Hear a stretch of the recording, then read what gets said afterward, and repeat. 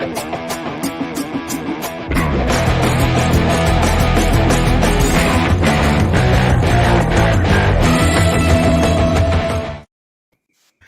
is the Daily Wrestling News Show for November 3rd, 2021. I'm Ryan Joy, and I am joined today by Mr. John Smith. We are going to be talking about hopes for the future. John, welcome to the show. Hey man, how you doing today? It's fucking cold over here, over in Jersey. It got down to like 34 degrees overnight. I was just talking with a guy outside that we are enjoying the weather because it's not 97.5 degrees down here. You know, it's in the low 80s. So we don't see 34 too often. Yeah, you pick the best times of the year to come up this way. You stay in Florida once it starts getting like this. Yeah. All right. Well, the idea here is that we are going to do a roundtable discussion 7 to 10 days after the Royal Rumble. And so what we're doing today is kind of talking about what our hopes for wrestling are between now and then. We had John Akani on the show Monday, and we talked through his hopes and stuff like that. And we had Travis on yesterday. We talked about his hopes. Today, we're doing John Smith. And then tomorrow, we'll have Al Carl on the show to round out the week. So, John, let's kick things off. What are you hoping? Well, before we do, let's talk about the last time we had this discussion. The last time we had this discussion was episode 100. We're at episode 178 today. So we want to revisit what you said for episode 100 or what your hope was for about this time period. What you said at that time was that AEW needed to introduce a third title, and you had also mentioned the second television show, which came true. But you had thrown out a cruiserweight option or a hardcore title, or you even said maybe they do something totally different that we've never heard of, like the UK Heritage Cup. So that led the conversation. We talked about singles titles and trios titles and secondary championship for the women, which we did get. And my personal favorite whenever we talk AEW is my hope for the 10-man tag titles. So looking back at that prediction, do you still think they need another title in the ranks? I do. I mean, it makes more sense that they went with the women's one first, and it makes more sense that they made it not a tag title because they don't really have any women's tag teams per se. You know, they have like some tandems or whatever, but for the most part, you wouldn't really have much of a women's tag team division. So it made sense to do a second women's title before you do a third men's title. Yeah. But they still need a third men's title because that roster is so big.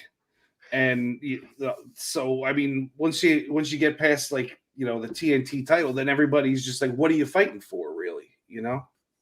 I mentioned on that show that I still think this is true. I really like the concept of having the sort of the elevation title, the title that you work with, that you earn. And what that does is if you defend it a certain number of times, it earns you something else. So traditionally, like the television championship in NWA would be that you had 7 or so defenses, and then you would earn a world title shot. In this scenario, maybe you have the AEW Dark Championship, and you hold that for 7 or 8 weeks, and then you get a big shot at the TNT title or something on Dynamite. So I think that's a great way to do things. It's easy booking too, but we'll see. I also liked your thoughts about the gimmick style, like a hardcore thing or like the Heritage Cup. Yeah, especially because they're not afraid to bleed, True. And they're all about giving us what we want as like hardcore wrestling fans. They're not trying to appeal to anybody else but us, and we want to see some ECW. Yeah. Like we could go watch Combat Zone Wrestling, but then we will also get like 15 botches when we watch it. Yeah. I'd like to see some quality hardcore wrestling for once. Absolutely. All right. Well, what do you got in store for us for this next period that we're running up through Royal Rumble season? Well, as far as the my first hope is that Chris Statlander wins this tournament that's coming up for the TBS title. I don't think they need to. Thunder Rosa already had her time. I mean, I know she wasn't, the champ, but she was the NWA champ and dominating in AEW. Sheeta doesn't need it. Nyla doesn't need it. Ruby is the only one that like kind of scares me, and they're fighting each other this week. And to be honest, Ruby doesn't really need it either because she kind of got herself over just by coming in. So what they don't need to put that title on her. Let's build somebody new, and even if it's not her, let it be Anna Jay. Let it be somebody that's not like same old bleep. What about Jade? She seems to be the heavy favorite. Yeah, see, Jade just seems more like a world champion to me. Okay. So I feel like, if they were to put the TBS title on her, how the hell do you take it off of her? Yeah, well, I think that's the problem of getting her in the position to fight Britt, because if she's in that position, they either have to beat her or they have to put the title on her and rely on her to have good matches. When I don't think she's ready for good matches yet. So so it seems like they need to figure out a way to get her out of this too, because if they want the TBS title to be a title where there's good matches, they probably don't want it on her. So yeah, otherwise they're going to get a squash match every week for the TBS title, and it's not going to be entertaining. Now the other thing it will be entertaining at first, but yeah, for the longest time in AEW, they had completely up and down the card heel champions. You had Omega, you had the Bucks, you had Miro, and you had Britt Baker. Now things are a little bit more even, right? You have the Lucha Bros, which are faces, and you have Sammy Guevara, who is a face, at least for the moment. But you still have Britt and you still have Kenny, and I think those are the two big champions in the company. So now introducing a third, I like your idea of Chris Statlander. She hasn't had she had a title shot at a pay-per-view, but she hasn't really had a big moment since. She had a good comeback when she came back from injury, but she hasn't had like this real big moment. So maybe this would be it. Yeah, and she's much bigger than the other girls, not in a large fat way, but just like it's plausible for her to beat a Jade Cargill in the finals, even if it is with a Raw roll up, and it's plausible for her to get through this tournament. She already earned a bye. Yeah. So they think highly enough of her in the first place. Right. Well, we'll see. I think that's a very interesting prediction. I'm gonna along the same lines. When we had episode 100, we talked about who we thought might be a first-time champion, and you had mentioned that you thought Dakota Kai would be a first-time champion. And so, with that, as we look back, we did have the Raquel and Dakota feud. And it did not result in Dakota walking away with the championship, but it did result in us having more matches between Dakota and Raquel, apparently, after Raquel dropped the title. So do you still think there's a NXT Women's Championship in Dakota's future, or do you think that she's probably going to stay away from that title until she gets called up? Yeah, unfortunately, I think she missed the boat on that. I think Mandy Rose and Toxic Attraction, made them call a little bit of an audible, or they decided to go a different direction or something.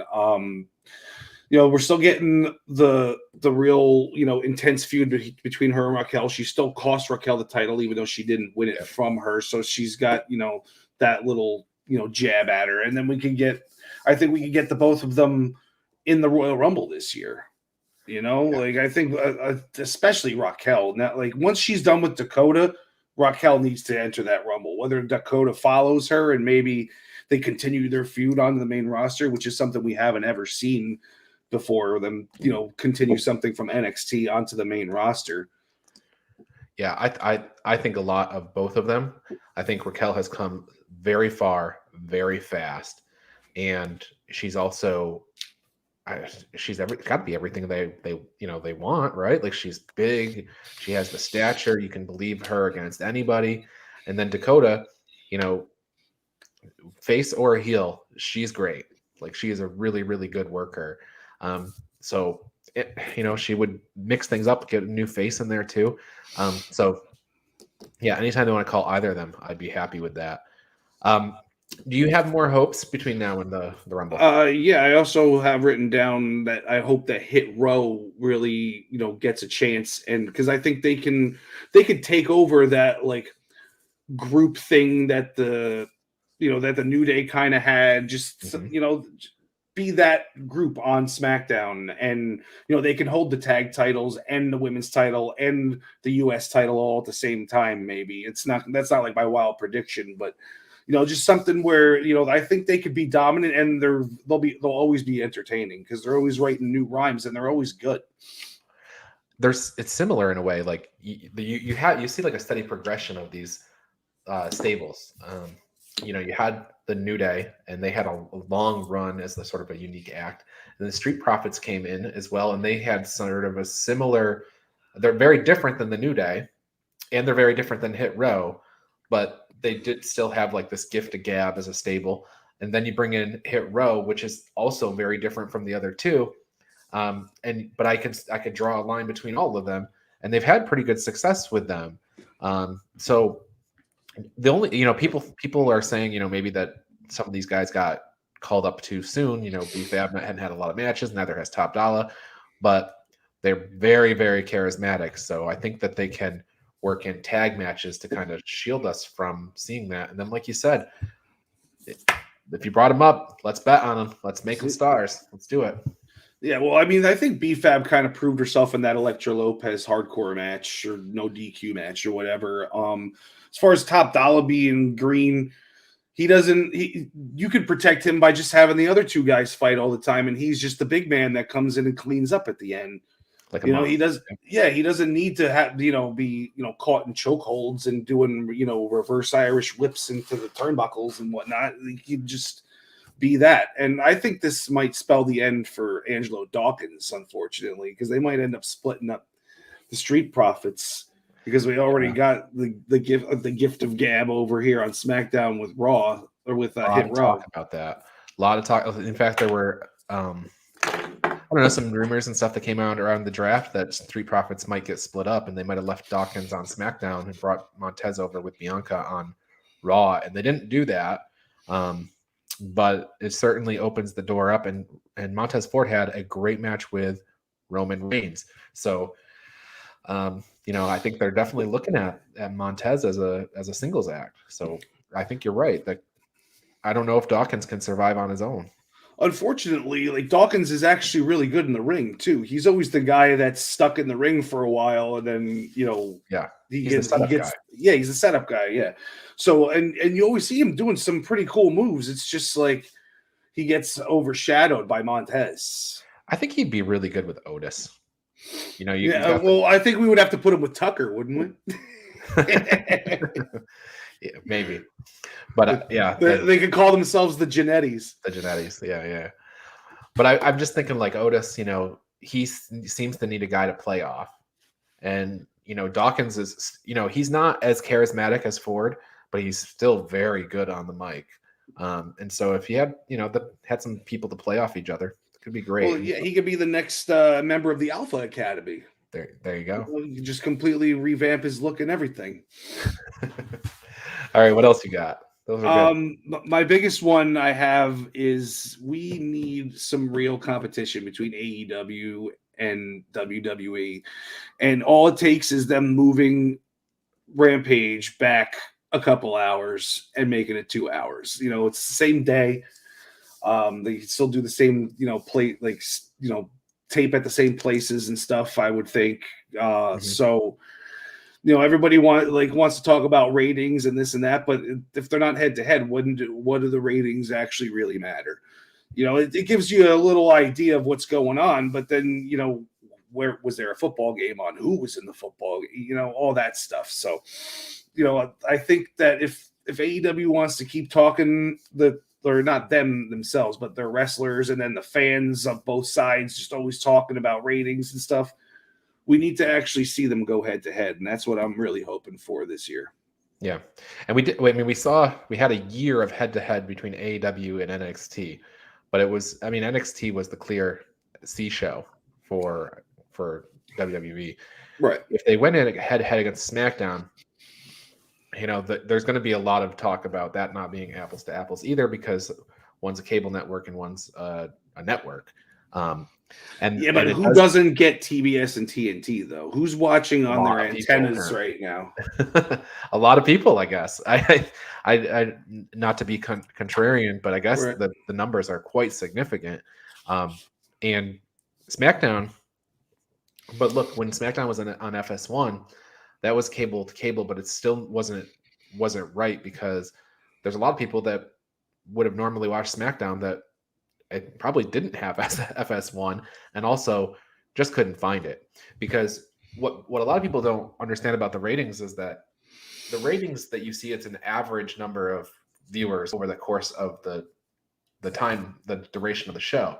Right. And with all wrestling, it's people that tune in for this segment or tune in for that segment. It's not the person like me and John Smith and most of the people watching this show that sit down when it starts and then get up when it ends. Most people aren't watching the full 2 or 3 hour show. So you have casual viewers that are catching it through the scroll. So your placement in the cable lineup, all kinds of things factor into this. And SmackDown is a great location for them on Fox. FS1 is not, and it's not their normal station. So it wasn't a fair comparison. I would like to see a head-to-head. I think Travis has said that too in the past. He'd like to see them go up against SmackDown. And the only thing I will say is it really healthy for wrestling fans? Like, they need something else. But they're fabricating something that doesn't exist in the first place. So why not just have it for real? Yeah. And it would also give us a better product on both sides. I mean, maybe you think that AEW wouldn't change much, but I think SmackDown would change a lot if they ended up having to go head to head for the full 2 hours with AEW. Yeah, I would love to see Rampage in prime time. So I'd love that part. I actually think SmackDown is the best product WWE has, and I think Raw is perhaps the worst. And I'm saying this like I'll put 205 Live and Main Event ahead of Raw. Like I'd rather watch those. I would love for it to be AEW going head to head on Mondays to make them take a look at Raw and get that product improved. The trouble is, I know that the cons who own the Jaguars will never go against the NFL on Monday. Like it's just a thing that they have that they won't do. So I think we're probably looking at the SmackDown competition. But right. But yeah, I think that would be great. It would be nice to have a true war in that sense. I think if a competition with SmackDown were to end up happening, I think they might end up combining the rosters on WWE because they'd want all of their top guys on the competitive show, or most of them. So I think that they would need to, and then they'd be able to advance storylines on Monday to make you want to watch more on Friday, et cetera, et cetera. I'm trying to remember how long it was ago where I thought maybe they might do that. When times get tough, that's a lever that they're going to pull. And I think it would be so. On one hand, it'd be really good for that product, right? Probably because you'd have more continuity between shows and things like that, and you could build up things between the shows. The problem is you probably would eliminate a lot of jobs that way. But yeah, but that's what they're known for. So what's another round of 40 cuts? Come on. Yeah, it's true. Well, that's something that I hope for in AEW a little bit. Not that I want anybody to lose their job, but I want them to like either streamline that roster or make dark elevation matter more in a way. Just get them on regular TV. Yeah, I hear that.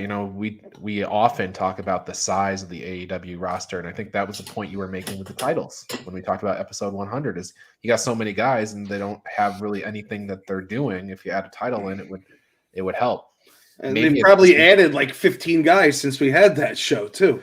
Yeah, no kidding. And I, honestly, if these guys, if AEW looks at a guy and says, I can make money on that guy. Like literally, I can pay this guy $250,000 and I can make $300 on him through merchandising and action figures.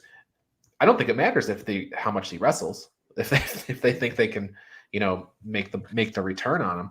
Yeah, but it matters to that guy in the long Sure. run who's not getting any exposure, and then he could be like, "Yeah, I'm all elite," like whatever. And then like 2 years from now, when things come crashing back down to earth, all he'll have on his resume is that he was employed there. He'll have really no matches to show for it.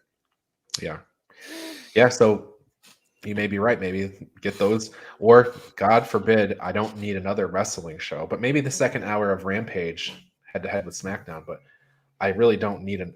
Although, listen, if Ring of Honor truly goes away for a while, that was like 4 wrestling shows a week between their various YouTube shows, an occasional pay-per-view, and ROH TV. So maybe there's an opening there. We'll see. Maybe there's an acquisition there, and somebody puts on a Ring of Honor show. Yeah, let's buy it. How much is that going to cost us? When Vince bought WCW, it was only like $2 million. So we could probably get Ring of Honor for like $400K. Let's do it. I have a YouTube channel. Let's talk after the show. Okay. All right, that was your big hope, was the head-to-head competition, the Friday Night Wars. Was that the last one, or you got more? No more. No. Okay, let's go into wild ass prediction, and I'll set the table.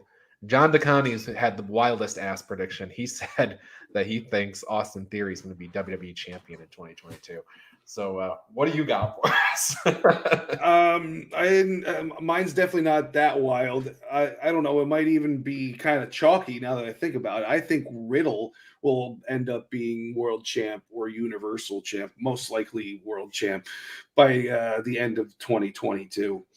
Now, you think this is a situation where it's a WrestleMania moment where he gets a Rumble win, or he gets an Elimination Chamber win to lead up to Mania, and that happens there? Or do you think it's more of a second half of the year type of thing? I could see it being a Money in the Bank situation. Okay. Now, I know that we said that that's pretty much the only way Austin Theory is going to win the world title. For John DeConnie's prediction is if he wins the Money in the Bank. But I had Riddle winning Money in the Bank this year. And I was thinking that we would get and then Randy Orton would end up winning the title, and then we'd get that whole dynamic. But they ended up winning the tag titles together. So we still got to wait for the split between RK Bro. Yeah. It could be Randy ends up with the title again at some point, and then Riddle beats him for the title, because they're going to give him another reign or two. Maybe they won't give him a 17th reign, but Randy Orton will end up tying Cena and Flair, at least, I think. Yeah, I think so too. I think he'll be up there. And I don't think it's out of the question for, like you're mentioning, I don't think it's too wild. Right now, with the way Riddle's positioned, it feels kind of crazy. Like, if you were to tell me that in this quarter that he's going to be champion, that's really wild ass. But Matt Riddle as WWE champion or Universal champion by the end of 2022, I'll buy it. It could happen. I think a lot, if Riddle and Randy have their split, and let's just say that split leads to a WrestleMania match and Riddle wins that, he's going to get the Cesaro look, right? Cesaro got, a couple of big matches after that, and maybe that's how, you steadily progress Riddle into a program in late in the year where he may build up to that spot. I think Riddle's a made man in WWE at this point. I think he really has to do something major to fall out of their good graces. I think so. He's slotted in there sort of in the middle, though. I hope it doesn't mean that he's like, kind of the Sheamus spot for the rest of his career, where he's basically middle of the road guy. But right, he had his fair share of scandals that WWE looked the other way and stuff. And actually, I don't know that they helped him. They may have, but they certainly didn't fire him immediately like a lot of other guys. So right. All right. Let's see. I actually had a hope I've been releasing one hope for the future each episode. I forgot to mention it. So Okay. I would like to see some buzz for Impact Wrestling. 2 years ago, they generated a lot of buzz around this time when they started heating up Tessa Blanchard, who became world champion. That garnered a lot of eyeballs for them. And then last year, they generated a lot of buzz with the Don Callis and Kenny Omega crossover stuff. And that happened about this time last year. It was That was a year ago already? Holy crap. I believe Kenny Omega won the world championship on December 2nd. So it's been 11 months. So my question is, like, my hope is, what are they going to do this year to generate buzz? They need to do something, because unfortunately, I don't think they gained anything long term by having the Omega angle. I think they would have to speak for themselves. I'm not sure exactly where they were before, but I know they've regressed a lot since the initial Kenny Omega angle in terms of their ratings and things like that. So what might they do to generate buzz this year? And there's free agents that they could sign that might generate buzz. So, well, that's the thing that I forgot to write down. I was thinking of it yesterday when you first sent me the text about today's show, is Bray Wyatt. I mean, of course, everybody wants to see him go to AEW where he would get more exposure. But if he went to Impact, he could save Impact, or like at least get them to double their viewership or something like that. The problem with the Kenny thing is that Kenny came in and made everybody in Impact look weak and then walked out. He didn't even lose the title to somebody in Impact. He lost it to Christian Cage, so he could lose to somebody in Impact. So, I mean, I do think that was unfortunate way for that. A lot of the Impact faithful, I think they might have actually lost viewership from their people that they already had hooked, because it was like, okay, now you're telling me all the guys that I watch are just like C-level douchebags, Yeah, I think Kenny Omega should have not lost that belt to Christian. I think it made sense for the AEW storyline they were building for All Out, but Kenny Omega should have lost that belt to Ace Austin or Moose or Sami Callihan or somebody that could have used that up, because, and Alcar will be mad for me saying this, a win over Christian is not the same as a win over Kenny Omega in 2021. Absolutely. Imagine Josh Alexander gets the win over Kenny Omega. That's like a career maker right there. Yeah. Well, then it would have been real bad if Moose took him out afterwards. Yeah, and then imagine the heat there. Like, you finally get somebody to beat Kenny, and it's Josh Alexander of all people, and then Moose just sweeps the rug right out from under him. Yeah, I would have rather seen that, but so what will they? So I don't know. Maybe the Bray Wyatt thing. Maybe Braun Strowman. Maybe there's could be big bubbling news with Ring of Honor even. But they got to do something to generate a lot of buzz. And I don't know what they're going to do this year, but they have had good success in this season. So I hope that they have some success generating buzz, this winter. So I'd like to see Braun Strowman go there, but at the same time, he towers over W. Morrissey and Moose. So then he's going to have to be like the big dominant guy there. I think they might not want that. I think that Braun should go to Japan for 5 years and then become like a badass strong style Braun Strowman over there, and then come back and just dominate wherever he goes 5 years from now. Man, I would imagine that would be a very uncomfortable life in Japan for him because he's so big. Oh yeah. We all know the stories about Andre having to sleep in bathtubs and stuff. All right. Well, we've covered our hopes for the future here. We covered some Wild A predictions, so it brings us. We're going to be having a roundtable 7 to 10 days after the Royal Rumble. So I want to ask. This is way too early. Royal Rumble prediction time. Who do you got, John? Okay. Well, somewhat of a wild prediction, and also more of a hope than than an actual prediction is Omos. Oh, wow. I think Omos I think he has it. I don't know what it is when it comes to big men, but I think he's got it, and he's got the attitude, and he's, silly strong. It looks like he seems like he's even stronger than Braun Strowman was, the way he handles people. Possibly not, but whatever. And so, I mean, that's my hope for who wins. But if I were to have to put money on somebody right now, it would be Brock Lesnar. He's only won one Royal Rumble. There's so many guys that have not so many, but plenty of guys that have won twice, and he should be on the list included with them. It makes sense to have him come back around that time because he's suspended indefinitely right now. And it makes sense to have one more fight between him and Roman at WrestleMania where Roman actually wins it, because I'm pretty sure that Lesnar beat him both times they actually fought at WrestleMania. That sounds right. Lesnar didn't lose much. Because I think Roman beat Lesnar at Saudi Arabia like a couple weeks right after WrestleMania or something like that. I don't think so. I think Lesnar beat him a bunch. Like beat him time after time after time, because that Saudi Arabia was a steel cage match, and they both Roman. Oh yeah, Lesnar they went through the cage, yeah, and then Lesnar hit the ground first or whatever. So, but I know Roman did end up beating him at some point, not recently. Back when there was face Roman. Yeah, Roman needs that definitive WrestleMania victory over Brock, and everybody's saying bullshit, but it's not, because just because of the dynamics of the way it is now. Yeah. Well, a lot of people just watch WrestleMania.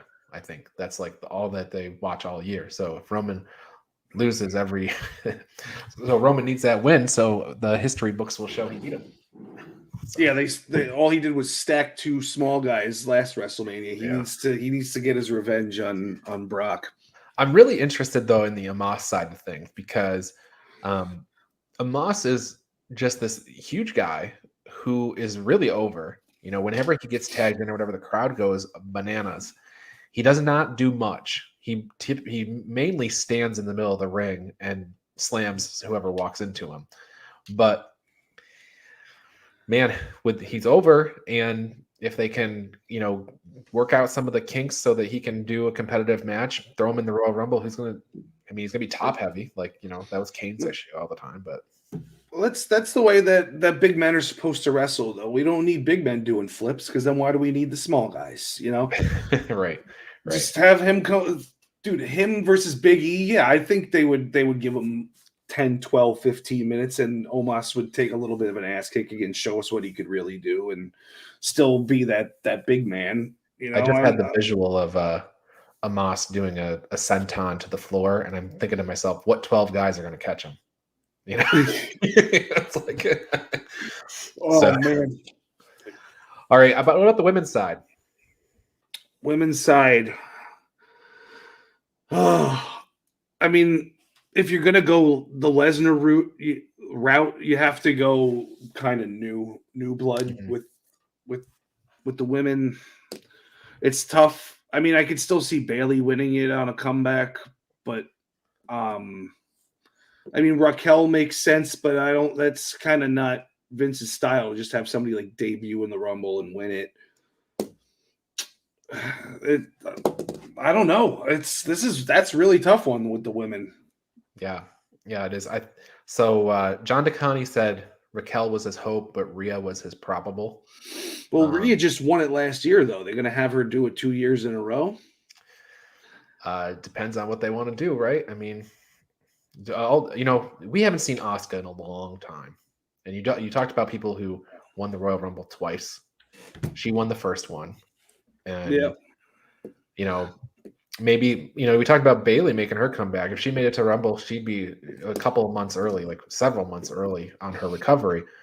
Asuka, as far as we know, is healthy, so maybe you bring Asuka back around the December time frame just to say she's going to be in the Rumble. And you set it up. Doesn't matter who the champion is, as long it's gonna be it'd be a great match with her.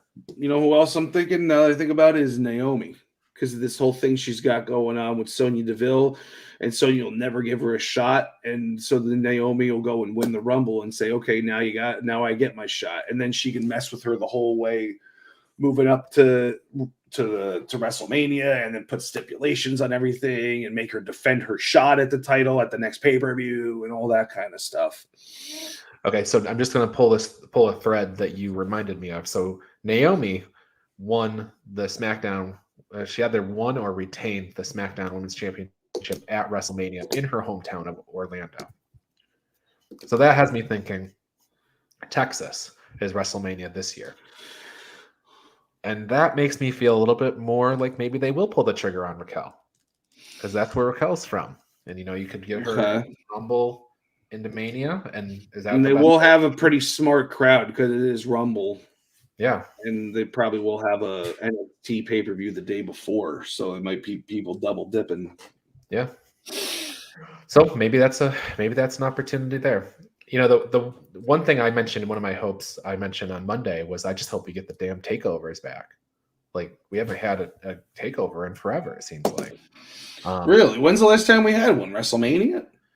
Did Or we Money have in the one at Bank? SummerSlam? We may have had one at SummerSlam. Yeah, Which I would have think been we always- did. Wasn't that when Cross beat Balor again? Or no, when Joe beat Cross, right? Yeah, that's the last one. I'm just a little worried about like they haven't announced one for Survivor Series weekend, and Yeah. we're in a new sort of era of NXT. So what does the takeover look like?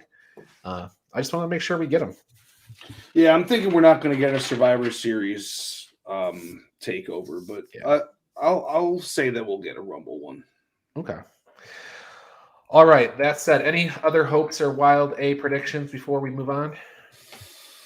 Any more? Not that I could think of. Maybe I'll come up with something by the end. Yeah, no worries. We're going to take a quick break here. We'll be back with headlines, and it won't be a very long break, so don't go anywhere.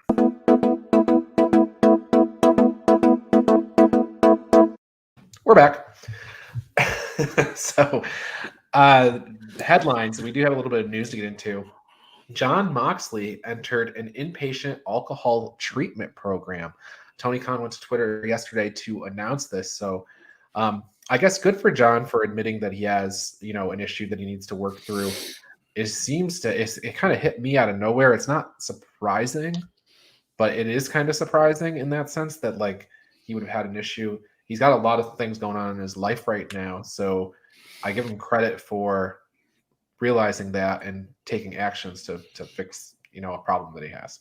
Yeah, it just goes to show that you could look at somebody and think that their life is perfect, like AEW champion, gorgeous wife. He's made plenty of money from WWE in the past. He's got a brand new baby, and then he's still drinking his face off.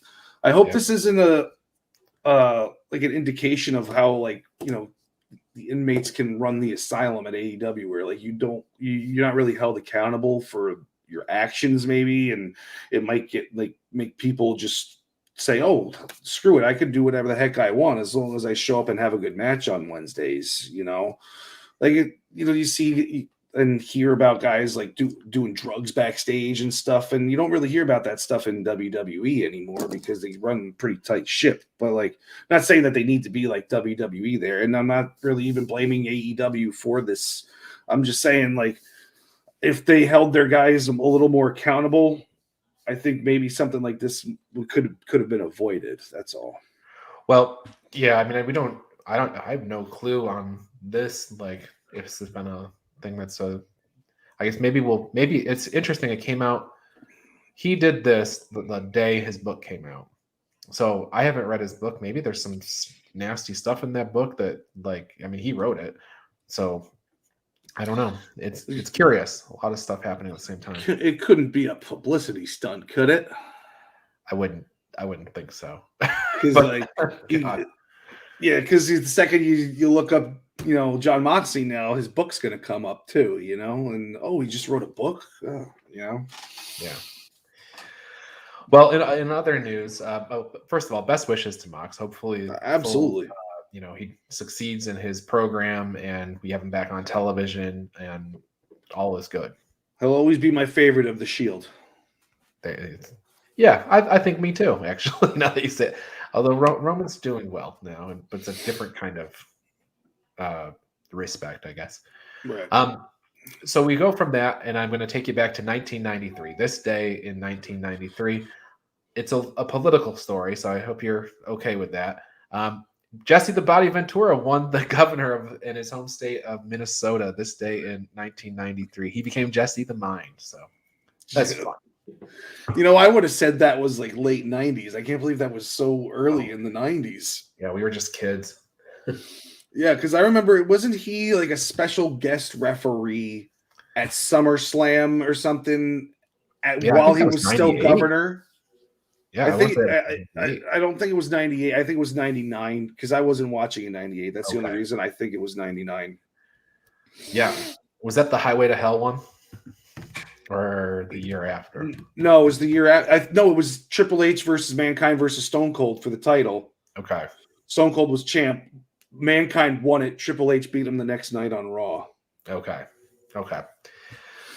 All right. Well, from Jesse the Body, we go to Impact. So Impact, if you check out their roster page, there were 5 names removed.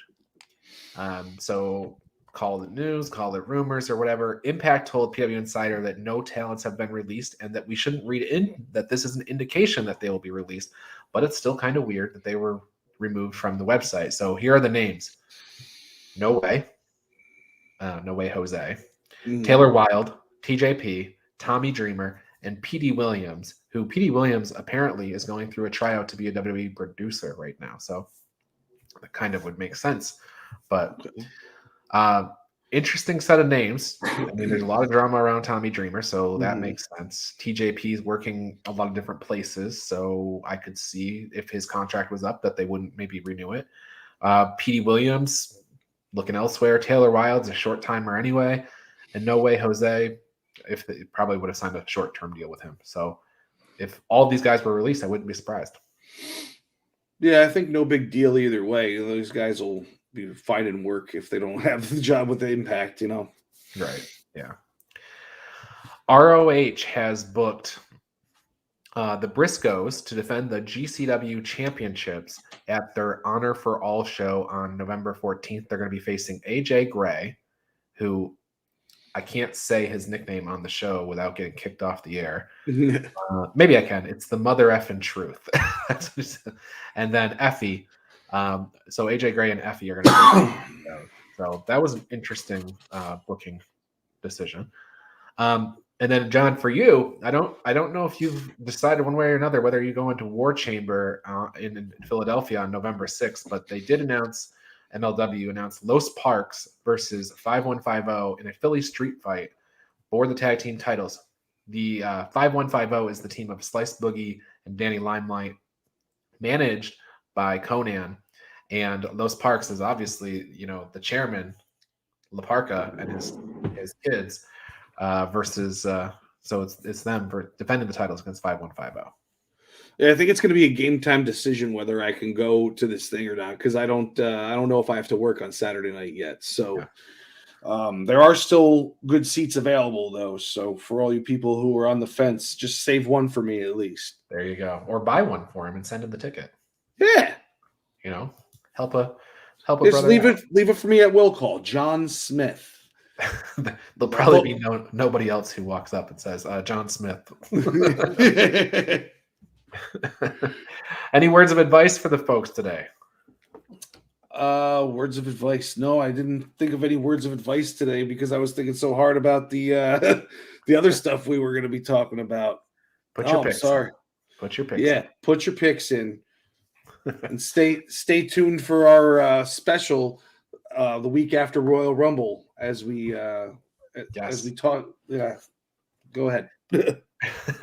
Well, as we talked about a lot of things today, but the reason that we're doing these shows like this, and we're announced the roundtable for the time period after Royal Rumble, is that I have some big projects that are coming up that I'm working on for Minutes to Bell Time, and some of them I'm really excited about. I can't quite let everything out of the bag yet, but my website, it is going to go through a major technical upgrade, which will make things faster, give me the ability to run queries on match statistics and things like that. But so there's a lot of work that's going into those kind of things. But also, in order to focus on those things that I'm working on, we're going to be shutting the Daily Wrestling News show down, going on hiatus. We're calling it the end of season 1, which was a year-long season. And there's a lot of content, like 200 episodes. But we're probably going to be back. We'll do some post-show things. We'll do some roundtables. We've already announced the post-Royal Rumble roundtable. Not that we put a date on it yet, but we know it'll be 7 to 10 days after. So we're planning to still probably do some interviews. It just won't be every day, which means every single one that we do is going to be great, because we won't be doing daily content. We'll have lots of time to plan and do everything. So stay tuned. We just won't have one every single day, but we will have content. So you'll still be able to see us on the Essential Wrestling Podcast on Tuesdays. Right. On the Essential Wrestling Podcast. Every Tuesday at 6 p.m. Join John Smith and myself alongside John DeConi. Al Carl is our host. He will guide us through the week of updates and highlights in the world of wrestling. You can find out who we think are going to win the week's matches every Tuesday at 6 p.m. on the Essential Wrestling Podcast. And if you like sports, join Joey Jarzenka, Ian Schreier, and Rob DeLuca on Friday nights for the Primetime Rundown. Primetime Rundown. They take you to the world of sports, and the show kicks off at 7 p.m. on the Eastern Observer. And while we're at it, Pro Wrestling Pick'em is a place where you can join or create a Pick'em league to test your predictive skills in the world of pro wrestling. You can create an account now at ProWrestlingPick'em.com so you can play against your friends or play against the universe. So, John, we've got the promos out of the way. We've got the PSA on the show. We've done our hopes. Anything else before we get out of here?